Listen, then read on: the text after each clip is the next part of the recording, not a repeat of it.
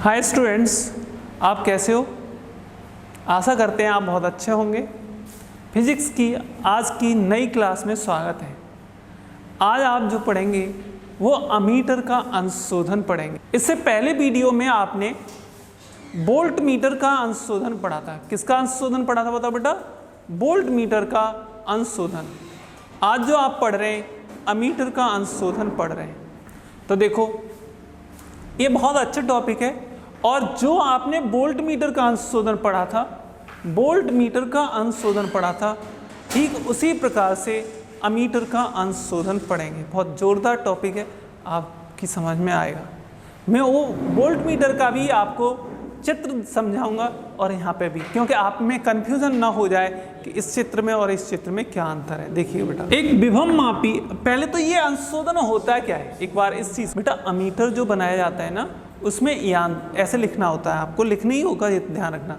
Ammeter की बनावट के समय, अमीटर को बनाते समय उसमें यांत्रिक त्रुटि जैसे पेचों का ढीला होना, सही युक्तियों का उपयोग न करना, ये यांत्रिक त्रुटि होती है यह यांत्रिक त्रुटि होती है।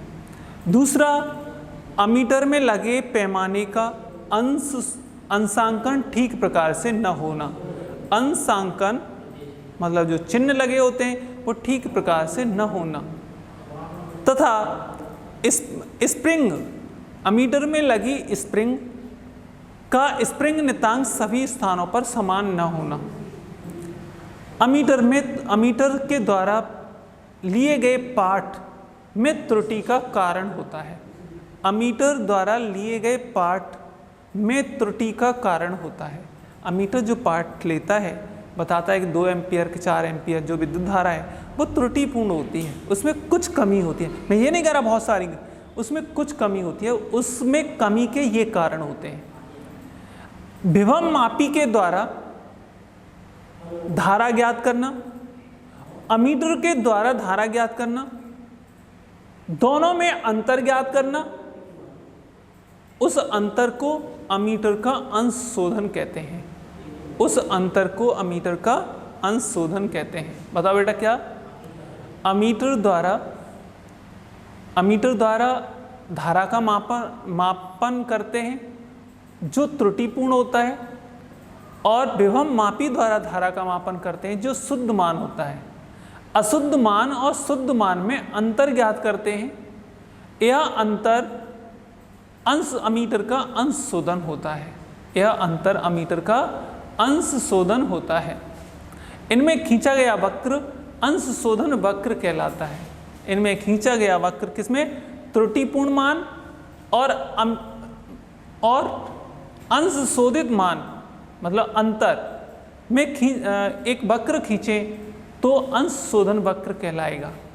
बेटा देखो अब यहाँ पर एक विभव मापी का तार AB है और इस तार पर, और ये यहाँ पे भी तार है। इस AB तार को एक बैटरी के धनश्रेणी से जोड़ देते हैं। प्लस माइनस EP बैटरी है। बैटरी यहाँ पे कुंजी है, यहाँ पे धारा नियंत्रक है। धारा नियंत्रक को ऐसे भी जोड़ सकते हैं बेटा, RH, इस तरह से भी इसे जोड़ा जा सकता है। ठीक है, वैसे ऊपर होता है, उसमें जो स्लाइडर होता है वो ऊपर लगा होता है, इसलिए ऊपर से ही जोड़ना चाहिए। कहाँ पे लगा रहता है? ऊपर से जोड़ दो आप इस तरह से, RH। बेटा इसमें भी आपको एक स्टैंडर्ड सेल लगा दो। क्या लगा दें? Standard cell. क्यों लगाते हैं? मानकीकरण के लिए, मतलब विभव प्रवणता ज्ञात करने के लिए एक स्टैंडर्ड सेल लगा दो। और आपको पता ही है कि जितने सेल लेते हैं वो सबके धनश्रेणी एक ही बिंदु से जुड़े होते हैं।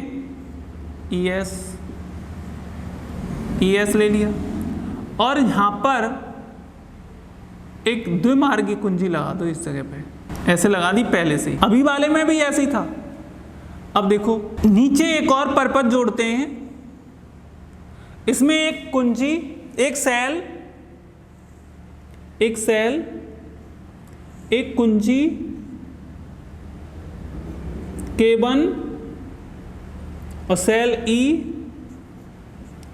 एक धारा नियंत्रक। इस जगह पर देखो एक उच्च प्रतिरोध तो इसमें नहीं लेंगे, इसमें 1 ओम का प्रतिरोध लेंगे। क्या लेंगे बेटा? 1 ओम का प्रतिरोध।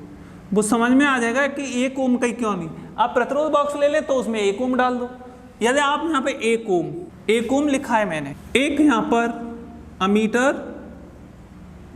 अब पहले तो वोल्ट मीटर हमने यहाँ पे जोड़ा था ना, समझ में आएगा देखो, और इसे यहाँ पर जोड़ दो। इस तरह से जोड़ दिया आपने, और जोड़ने के बाद यहाँ पे एक धारा मापी लगाओ जो कि है।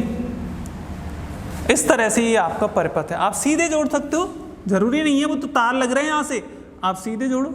ये आपका परिपथ था, प्लस माइनस ये K2 ये K3, K2 और K3, इस तरह से ये आपका परिपथ है। पहले वाला देखना जो वोल्ट मीटर का है, मैं वोल्ट मीटर का बना के दिखा रहा हूँ आपको। यहाँ पे देखिए, केवल आपको इस चित्रों में डिफरेंस पता पड़े इस वजह से मैं उसे बना रहा हूँ। RH यहाँ पर एक सेल, यहाँ द्विमार्गी कुंजी, K2 सिरा लिया है हमने, इस तरह से द्विमार्गी कुंजी ले ली। बेटा इससे मानकीकरण करते हैं, क्या करते हैं हम? केवल मानकीकरण। अब एक सेल लेते हैं, एक सेल, एक कुंजी, एक धारा नियंत्रक, यहाँ पे एक प्रतिरोध बॉक्स, ये प्रतिरोध बॉक्स है। और प्रतिरोध बॉक्स देखो, इसका जो धनसिरा होता है, आपको बताइए कि सभी धनसिरे एक ही जगह से जुड़े होते हैं, सभी धनसिरे एक ही जगह से जुड़े हैं, जोड़ दिया। जितने तार होते हैं टेढ़ा मेढ़ा हो सकता है।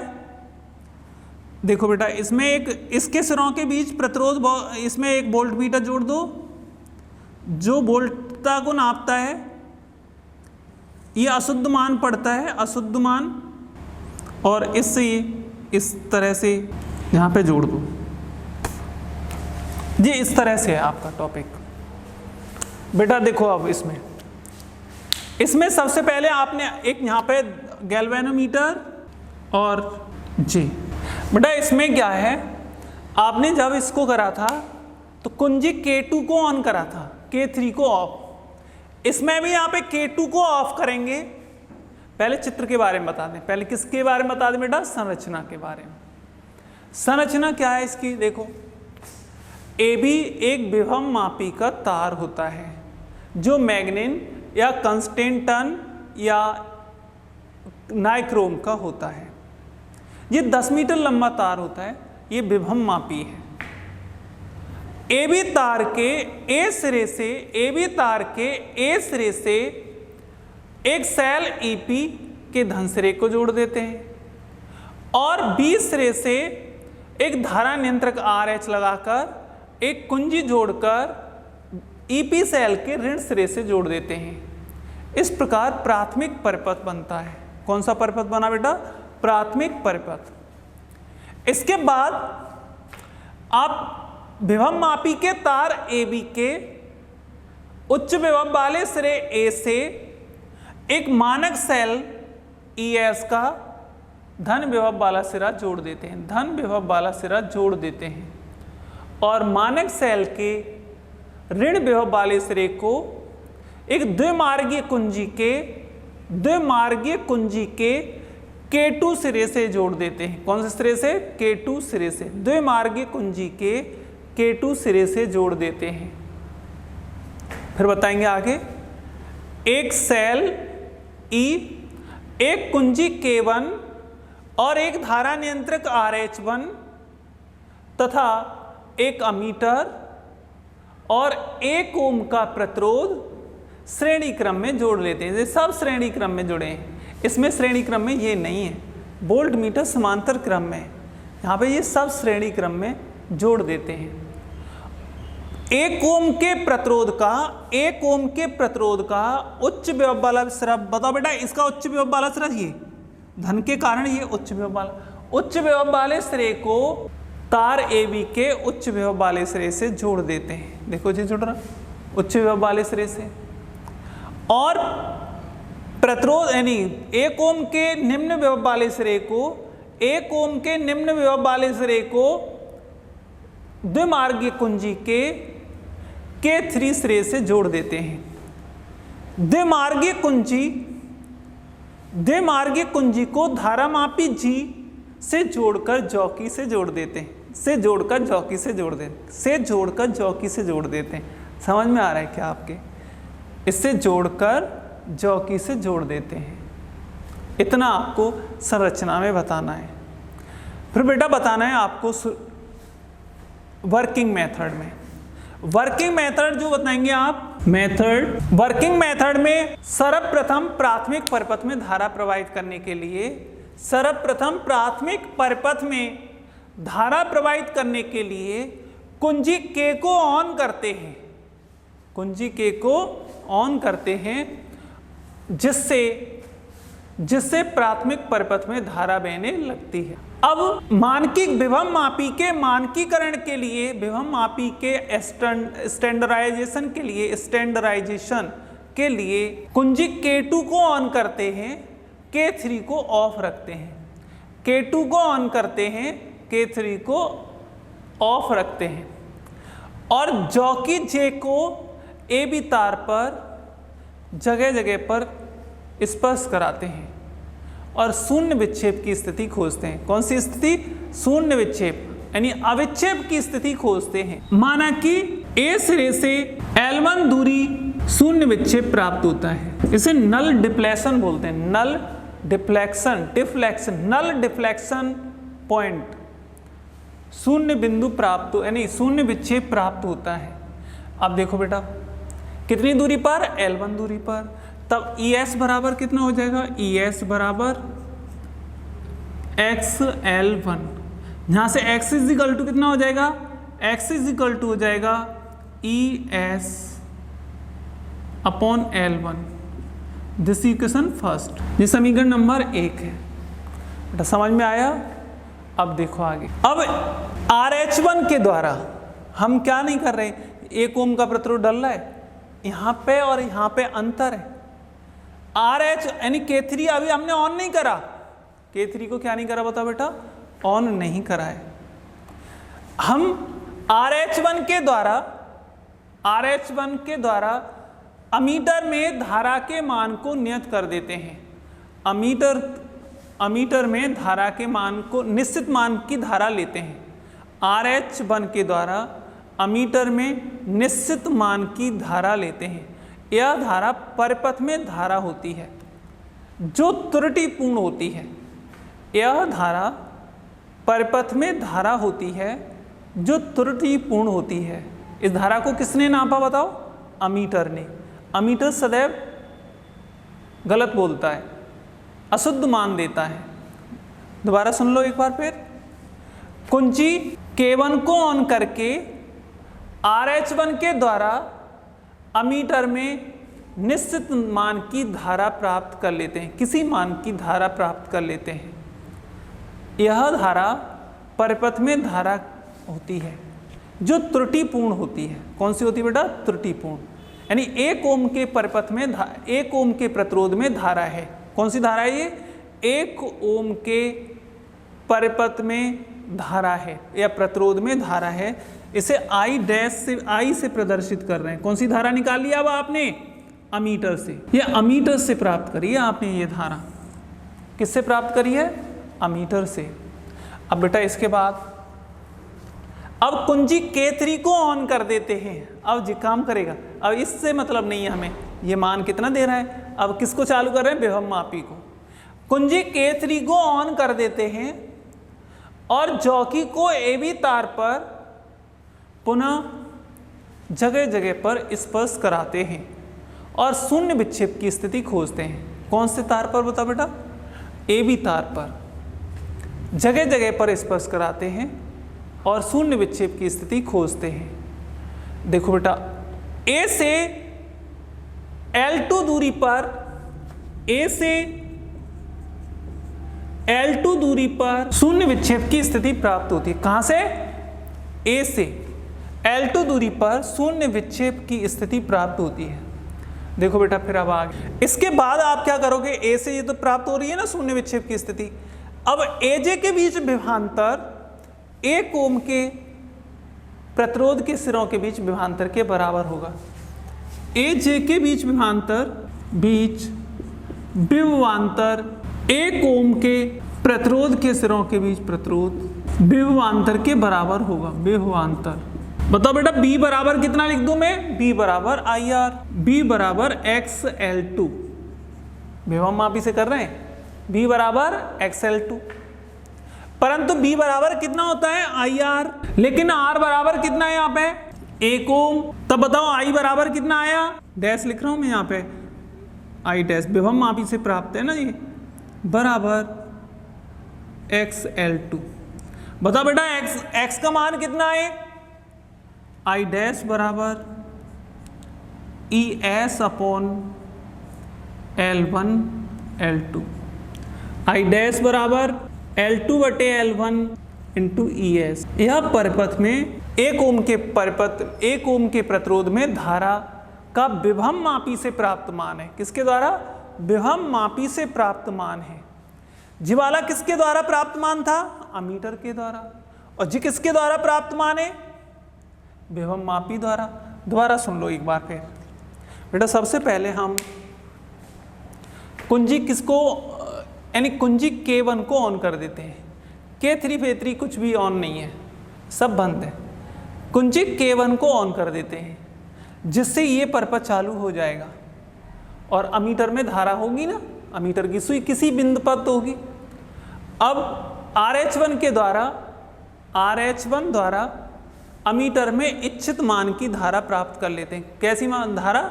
इच्छित मान की धारा प्राप्त कर ले। यह त्रुटिपूर्ण धारा होती है। यह कौन सी धारा होती है? त्रुटिपूर्ण धारा, ये I, यह त्रुटिपूर्ण धारा है। फिर अब कुंजी K3 को, यानी RH1 को अब छेड़ेंगे नहीं, कुंजी K3 को ऑन कर देते हैं और जॉकी को AB तार पर स्पर्श कराते हैं। जॉकी को AB यानी K3 को ऑन कर देते हैं और जॉकी को AB तार पर स्पर्श कराते हैं। A यानी J बिंदु पर शून्य विक्षेप की स्थिति प्राप्त होती है, जो A से L2 दूरी पर है। A से कितनी दूरी पर है बेटा? L2 दूरी पर है। तब AJ के बीच विभवांतर इसके सिरों के बीच विभवांतर के बराबर होगा। इसके सिरों के बीच विभवांतर के क्या होगा? बराबर होगा। देखो बेटा, यहाँ पे हमने जो बताया कि कोई प्रतिरोध निकाल दिया तो वो विभवांतर इसके विभवांतर के बराबर था, वो विभवांतर इसके विभवांतर के बराबर था, इससे जो त्रुटिपूर्ण है और विभव मापी से जो प्राप्त हुआ था। हमने IR नहीं लिखा था, लेकिन यहाँ फिक्स्ड है कि I का मान कितना है और R का मान कितना है? 1 ओम है, इसलिए 1 ओम। बस इसमें और इसमें क्या अंतर है? वहाँ पे 1 ओम का है, यहाँ पे प्रतिरोध बॉक्स ही लगा रखा है आपने, आप अपने हिसाब से यहाँ पे यूज कर सकते हो। वहाँ फिक्स्ड है कि 1 ही ओम का है। अब देखो बेटा, यहाँ पे क्या करोगे? B बराबर फिर लगा दो XL2। ये XL2 है ना, इसके XL2 है ना, किसके बराबर होगा? इस विभवांतर के बराबर होगा। तो I डैश R, लेकिन R का मान कितना है? वहाँ पे 1 ओम है, तब ये I डैश निकाल लिया बेटा, यहाँ से I डैश आ गया। अब I यानी त्रुटिपूर्ण मान में